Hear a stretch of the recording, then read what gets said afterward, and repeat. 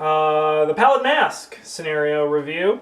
We are in Paris. We went to the catacombs. We're going around and looking for stuff. We're under Paris. We're under Paris. So, can you...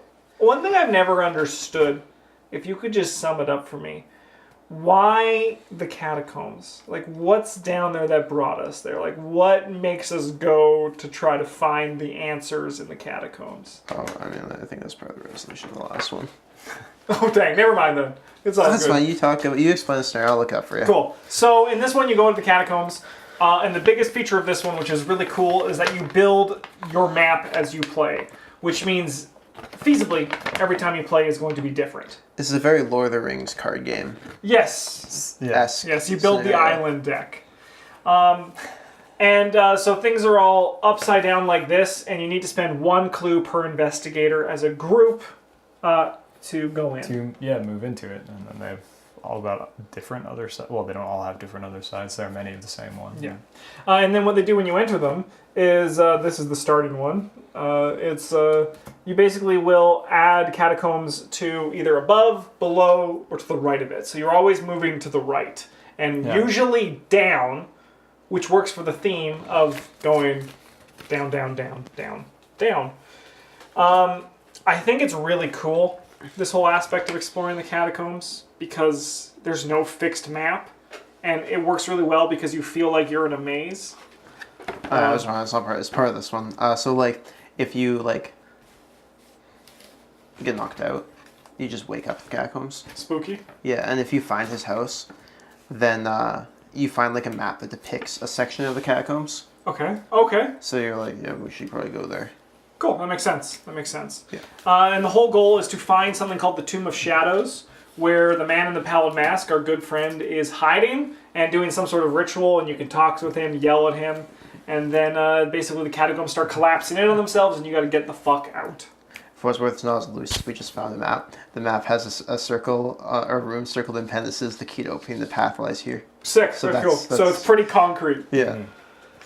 It's not as loose as making it sound initially. There's also, so the enemies, there's a few in this deck. Are there any others that are of note in the other decks? There's like the ghouls from... Oh, the ghouls. I always love when the ghouls show up because you just feel safe with them. Because they're basically just an action eater, right? Yeah, they're dirt enemies. Yeah, they're not hard to kill. Yeah.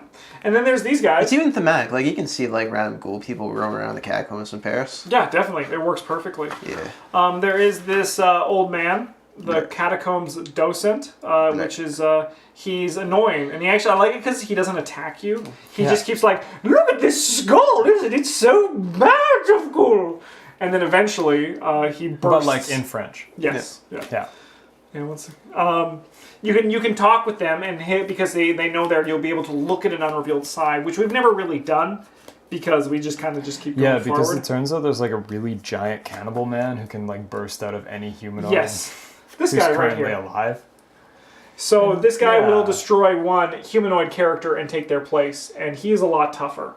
He's pretty beefy. Unlike the catacombs docent, who like as with most old men, if you hit them with a baseball bat, they're done. It's the catacombs. The corpse. Well, you got to hit him a couple of times. He's pretty tough. Yeah. He also hurts you pretty badly. There's a really cool treachery card, which is called the Shadow Behind You. Oh yeah, that was very really thematic. neat. So in this one is you put into play in your threat area. As an action, you look behind you. At the end of your turn, if you did not do that, you must either discard all your resources or discard all your cards in your hand, then discard the Shadow Behind You. So pretty neat, pretty thematic, but also very easy to deal with. Yeah, it's not a problem. A lot of the time, you're like, well, end of my turn, I spent all my resources buying cops or whatever. Yeah, I have one left. We'll lose it. Whatever expensive asset your deck plays, and you just don't really have much left, and you're like, cool, I'll just discard whatever's left. We can have that happen. This scenario also has the poltergeist encounter set for Goddamn monsters. ghosts. These poltergeists. Which is also thematic. Yes, very, and also with the little guy who shows up when the first agenda is done. Yeah. But the poltergeists are a very tough enemy to deal with. In conclusion, they make you like do other things. The Spectre of Death shows up, which is one of those things that works so well to the theme. You're in a catacomb. The ghost shows up and he's here to kill you, and this is where death is. But at the same time, it's very much what is our boss for this one, right? And they're like, Yeah. "How about a spooky ghost?" Right? So like, it's one of those things that works perfectly, but at the same time, it works too perfectly that you're like, "We get what you're doing." Yeah. I mean, like, this does... It's not bad design on that part, like, well, even if it is a little obvious, like, it is definitely showing up what, like, the last scenario was missing, where you can't just explore the catacombs however you want. There's, like, actual pressure to do things. Yeah. This guy sneak up on you, the old men are going to explode into scary monsters, like... And like, there's a lot of time, because there's a total of 18 Doom advancements over the 2 agenda decks, but you're also pretty swamped for time in this one. Yeah, like, it takes a long time to because the parts of the catacomb that you're looking for are in like the bottom 5 cards. Yeah, You have to explore a lot of catacomb in order to find anything that's worth exploring. And then when you get to those bottom 5, you're like, well, let's hope this is the one to go Yeah, to. because the other ones do bad things if you show up in them or just already. And because also your already first good. act is it doesn't advance until you find the man in the Pallid mask, which doesn't happen until you get into the Tomb of Shadows. Right? Because that's when he spawns, right? Yeah. Yeah. Hey, what do you think of the theme for this one? I think it's great. Mm-hmm. I feel like you're underground in the catacombs. It feels kind of claustrophobic at times, too, if you go down the wrong path. I think it's good. I don't think it's great. I complain to have about the catacombs mechanic because I feel like I understand why they did it, but like I feel like the rooms just open in too many directions. It doesn't really feel like there's a punishment for going the wrong way. A lot of the times you just kind of bumble around until eventually you get to the bottom 5 cards, and it doesn't matter where you go. I think it would be more interesting if there was more like dead ends. And like, you know, you get to the wrong place, you're like, oh shit, I guess this isn't the right place, I have to go back. You know, again, I just, it definitely feels like you're going around catacombs, but it's like a very well built and very like well lit and easy to navigate catacombs. It's like one of those. Yeah, I agree, and it's kind of like I definitely see what you mean, but I feel like that falls in line with the idea of like to make it more of a game and less like realistic. But that goes with what the whole theme is, right? Like you've got the one what's it called? Blocked passage. Yeah, the block passage. This thing will I just fuck like you. maybe if they just put like another copy of that in like the middle 5 or whatever. I want another dead end, but Yeah. not exactly block passage, because this thing could just take someone out without them knowing. Yeah, so you just gotta get good listen. All right, Carol, we'll like to see how she knows walking into this. It just takes a rock, falls on her head.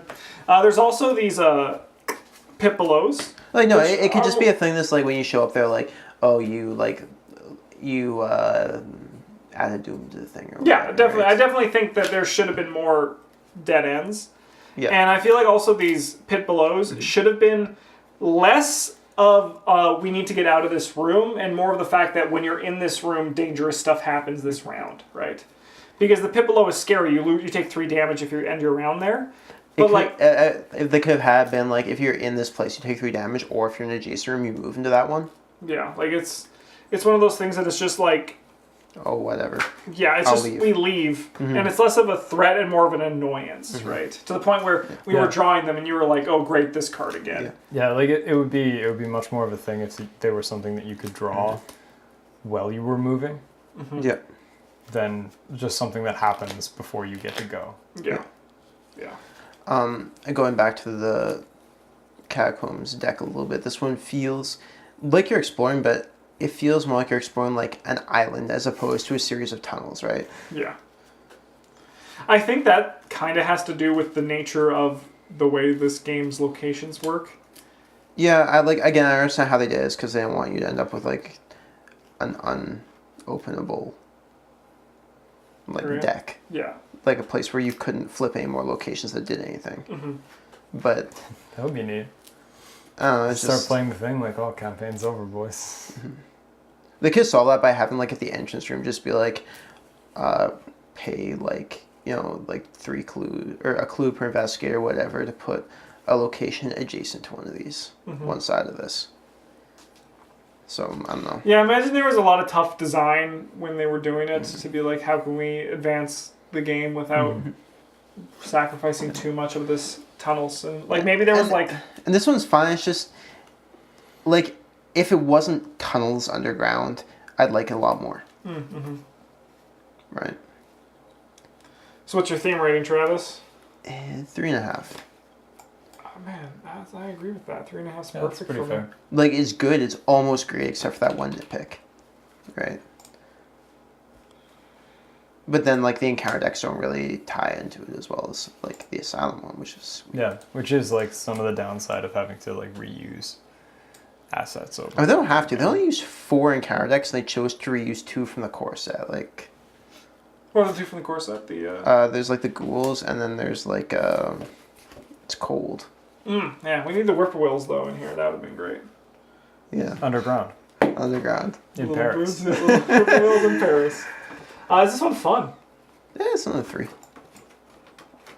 Yeah. I enjoy playing it. I don't dread it, but I don't really look forward to it either. It's just, It's fun. Yeah. Is it difficult? I I guess think one- it can be. I give this Yeah. one a solid 3 again.